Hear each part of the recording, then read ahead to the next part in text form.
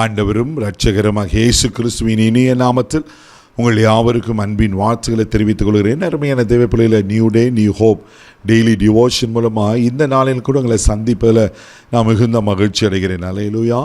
இன்றைக்கு கூட கர்த்தர் நம்ம கொடுக்கிற வார்த்தை என்ன? ரோமர் நிருபம் 8ஆம் அதிகாரம் 28வது வசனத்தை கூட வாசிக்க கேட்போம். அன்றியும் அவருடைய தீர்மானத்தின்படி அழைக்கப்பட்டவர்களாய் தேவனிடத்தில் அன்பு கூறுகிறவர்களுக்கு சகலமும் நன்மைக்கு ஏதுவாக நடக்கிறது என்று அறிந்திருக்கிறோம். அல்லேலூயா. நீங்கள நானும் ஒரு காரியத்தை அறிந்து கொள்ள வேண்டும் என்று அப்போஸ்தலனாகிய பவுல் இந்த ரோம திருச்சபைக்கு இங்கே சொல்லுகிறத நான் பார்க்கிறோம். தெய்வ பிள்ளைகளே, இங்கே பார்க்கிறோம், அவருடைய தீர்மானத்தின்படி அழைக்கப்பட்டவர்களாய் தேவனிடத்தில் அன்பு கூறுகிறவர்களுக்கு சகலமும் நன்மைக்கு ஏதுவாக நடக்கிறது. பிரதர், நான் ஆண்டவத்தில் அன்பு கூறுறேன், ஜெபம் பண்ணுறேன், உபவாசிக்கிறேன், சர்ச்சுக்கு போகிறேன், கொடுக்குறேன், வேறு எதையும் நான் சார்ந்தில்லை, கர்த்தரையே தான் சார்ந்திருக்கிறேன், அவர் பாதத்தான் பிடிச்சிருக்கிறேன். ஆனால் என் வாழ்க்கையில் வர பிரச்சனைங்க, போராட்டங்க, நெருக்கங்க, உபத்திரங்க பார்த்தா ஏனே எனக்கு புரியல பிரதர். நிறைய பேர் அப்படி சொல்ல கேட்டிருக்கிறேன். ஆனால் வேதம் என்ன சொல்கிறது? அவருடைய தீர்மானத்தின்படி அழைக்கப்பட்டு அவரிடத்தில் அன்பு கூறுகளுக்கு சகலமும் நன்மைக்கு ஏதுதான். தெய்வ பிள்ளைகளே, ஆண்டத்தில் அன்பு கூறுகிற உங்களை கர்த்தர் விட்டுருவாரா? கர்த்தர் உங்களை கைவிட்டுருவாரா? அல்ல உங்கள் மறந்து போவாரா?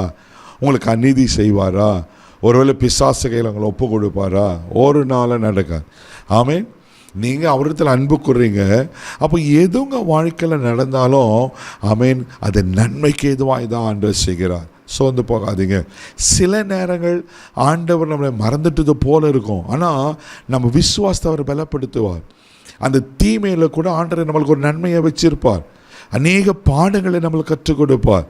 நான் உபத்திரப்படும் மூலமாக நெருக்கப்படுறதுனால மூலியமா இந்த காரியம் நமக்கு மாத்திரமில்லை, அதன் பிறகு அது பலருக்கு ஆசீர்வாதமாய் கர்த்தரை மாற்றுவார். எத்தனையோ சம்பவங்களை நம்ம பார்க்கிறோம் அல்லவா? ஆமென். ஆண்டவர் நிச்சயமாக அது செய்வதற்கு உண்மையில் இருக்கிறார். ஆதியாகமம் புஸ்தகம் 50ஆம் அதிகாரம் 20வது வசனம் வாசித்தீங்கன்னா நம்ம எல்லாரும் தெரிந்த ஒரு சம்பவம். அங்கே யோசிப்பு வாழ்க்கையில் நடந்த ஒரு காரியம். யோசிப்பு ஒரு காரியத்தை சொல்றாரு, எடுத்து வாசிக்க கேட்போம். நீங்கள் எனக்கு தீமை செய்ய நினைத்தீர்கள், தேவனோ இப்பொழுது நடந்து வருகிறபடியே வெகு ஜனங்களை உயிரோடு காக்கும்படிக்கு அதை நன்மையாக முடிய பண்ணினார். பாருங்க, இங்க ஒரு அழகான ஒரு வார்த்தை இருக்கு, வெகு ஜனங்களை உயிரோடு காக்கும்படிக்கு. யோசிப்பு சம்பந்தம் நமக்கு தெரியும். அவங்க சகோதரர்களை தேவையில்லாமல் என்ன பண்ணாங்கன்னா பொறாமை கொண்டு அவனை கொல்லணும்னு பார்த்து அவனை குழியில் போட்டு விற்று போடுறாங்க. ஆனால் யோசிப்பு செய்யாத ஒரு தவறுக்காக சிறைச்சாலையில் போகிறாரு. இப்படியெல்லாம் நடந்து யோசேப்புக்கு கர்த்தர் கொடுத்த தரிசனம் என்ன? யோசேப்பு குறித்து கர்த்தர் வைத்த தேவ திட்டம் என்ன? தெய்வ பிள்ளைகளை, அவன் அநேக ஜனங்களை அவனை போஷிக்கணும், ஒரு பெரிய அதிபதியாக வரணும். இதுதான் தேவனுடைய திட்டம். 11 அரிக்குட்டு வணங்கியிருக்கு, ஒரு அரிக்கட்டு மட்டும் நிமிர்ந்திருக்கு. அதுதான் தெய்வ திட்டம். சூரியன் சந்திரன் எல்லாம் அந்த நட்சத்திரத்தை பணிந்து கொள்ளணும். ஆனால் நடக்கிறது பார்த்தீங்கன்னா எல்லாம் தீமையான காரியம் போல இருக்கு. அவரிடத்தில் அன்பு குரலுக்கு சகலமும் சகலமும் நன்மைக்கு எதுவாக தான் நடக்கும். சோர்ந்து போகாதீங்க. நாள் ஒரு நாள் வரும்.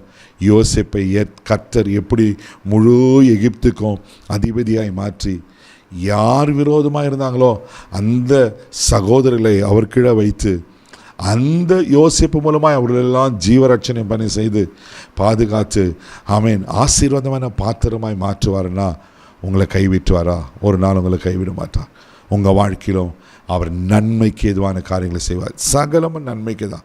ஆனால் ஆண்டத்தில் அன்பு கூறுதல நீங்கள் குறைஞ்சிடாதீங்க. இன்னும் அதிகமாக அன்பு கூறுங்க. அவர் தீமையும் நன்மையாக மாற்றுவார். நீங்கள் எனக்கு தீமை செய்ய நினைத்தீங்க, கர்த்தரோத நன்மையாய் மாற்றினா உங்கள் வாழ்க்கையிலும் ஆண்டவர் நிச்சயமாக அப்படி செய்வதற்கு உண்மையில் இருக்கிறார். ஆமென். நாம் ஆண்டத்தில் முழுமையாக அன்பு கூறுவோம். ஆண்டவர்களை ஆசீர்வதிப்பார். கண்களை மூடி நம்ம செபிக்கலாம். தகப்பனே, உமக்கு நன்றி சொல்லி உம்மை துதிக்கிறோம், உம்மை ஸ்தோத்திரப்பா.